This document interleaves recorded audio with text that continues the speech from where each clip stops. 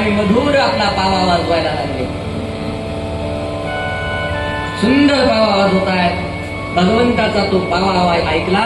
अरे मोहून गेलेल्या त्या गोपी आणि नंतर चेतन झाल्या. अरे अरे अरे इथे कृष्ण येऊन बसलाय, कृष्ण येऊन बसलाय. आपल्या वस्त्रांकडे पाहिलं काठावर ठेवलेल्या, ते वस्त्रही तिथे नाही.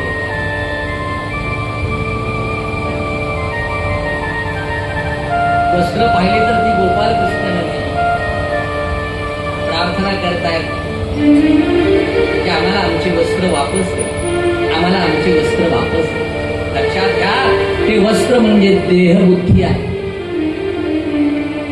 जोपर्यंत देहबुद्धी आहे ना, तोपर्यंत भगवंताची भेट होत नसते.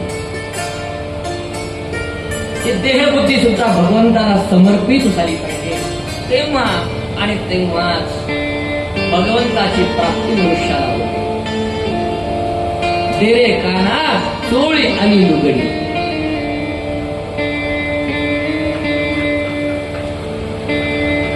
देव म्हणाले मी असं देणार नाही. तुम्ही मला आधी वचन द्या की आता असं व्रत आम्ही करणार नाही. गोपाल कृष्ण पती मिळावा म्हणून यांचं व्रत होतं. ते व्रत तुम्ही करू नका, पण तुम्हाला मी एक वरदान देतो. मी तुमच्यासाठी, मी तुमच्यासोबत रासलीला करेन. भगवंताची ती आज्ञा त्यांनी प्रमाण मांडली आणि त्या व्रताचा त्याग केला. भगवंताला शरण आल्या. आपली देहबुद्धी सुद्धा भगवंताला समर्पित केली.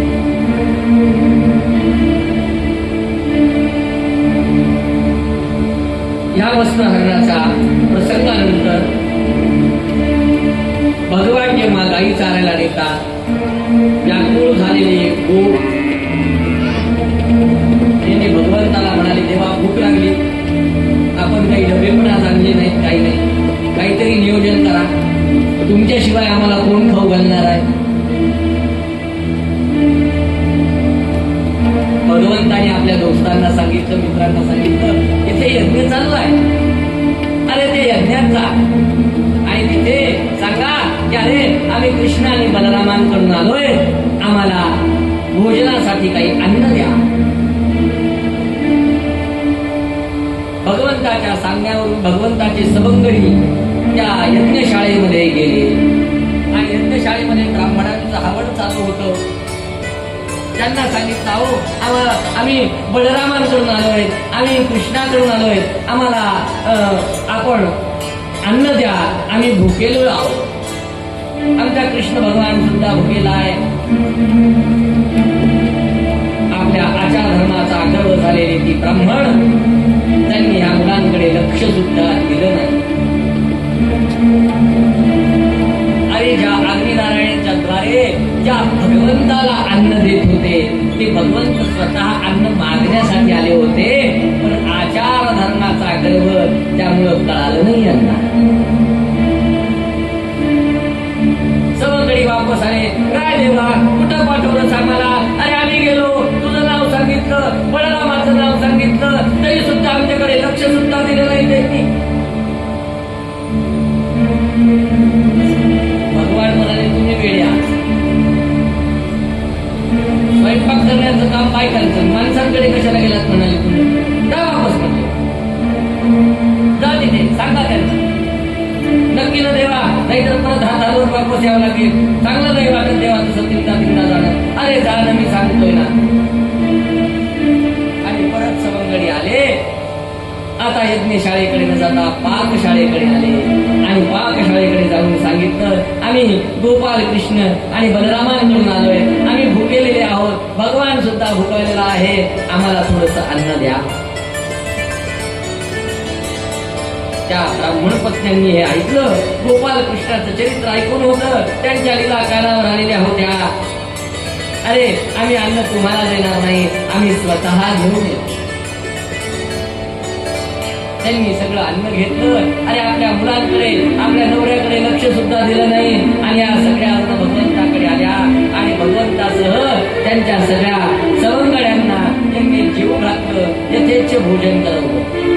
भगवंताजवळ बसणार. भगवंत म्हणाले, अरे काय वेळ आहात तुम्ही, तुम्ही तुमची तिच्या नवऱ्याला देखील विचारलं नाही आणि तशाच आल्यात आणि आता जर भगवंत नवऱ्यानं तुम्हाला घेतलं नाही तर काय करणार देवा अरे तुझी प्राप्ती झाल्यानंतर त्या मिथ्या संसाराची आशा कोणाला राहते देवा देवा आता तुझ्यापासून आम्हाला दूर करू आणि भगवंताचा काय अनुग्रह असतो त्या ब्राह्मणांना कळाला आणि सगळे जण मिळून क्षमा अर्चना करून भगवंताची प्रार्थना केली आणि त्या यज्ञपुरुषाला जो आविर्भाव होता तो भगवंताने त्यांच्यामुळे आनंदी आनंद झाला यानंतर आता आपल्याला इंद्राच्या गर्भाकडे जायचंय आणि त्यानंतर गोवर्धनाची पूजा करायची आहे त्यामुळं गोवर्धनासाठी जे 56 भोग आपण आणलेली असतील ती सगळी जणी कालवरून मागून